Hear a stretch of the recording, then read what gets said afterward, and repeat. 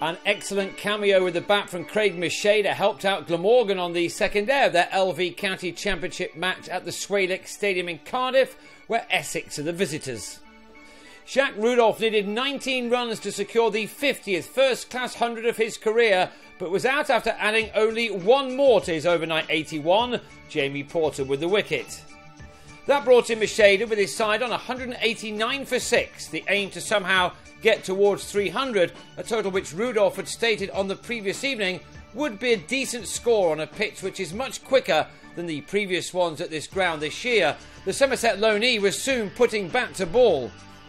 His attacking intentions meant that Graham Wack had time to settle in, leaving it to his partner to dominate an important 7th wicket stand of 92. Macheda really enjoyed the bowling of Adil Malik, playing in just his second championship game. The younger brother of Pakistan international Shoaib was struck for 3 fours off 3 balls in 1 over by the 23-year-old all-rounder, who's made a real impression on the Glamorgan staff since his move from the West Country on a seasons-long loan deal. So those 3 fours came off 1 Malik over, while his next was smashed for 3 sixes, as Macheda decided to make up for the time lost in this match thus far through rain. It saw him race to a 50 off only 37 balls, his last 32 runs occupying just 14 deliveries.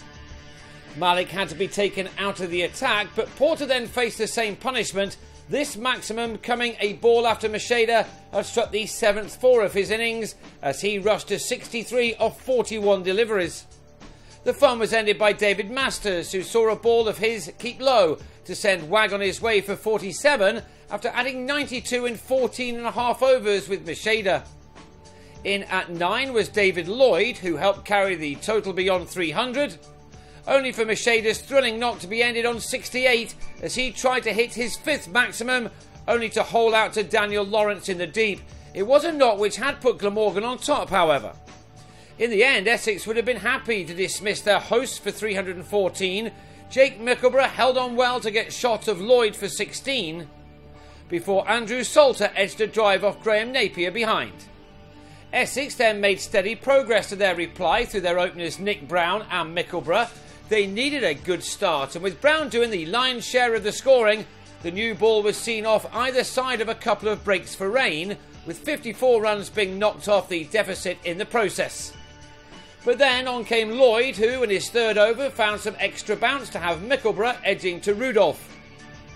Then in his next, Lloyd also found the edge of Brown's bat to send him on his way for 31 at 59 for 2. But then Lloyd pulled up 2 balls into his next over and had to leave the field with a hamstring strain, which allowed James Foster to make a start.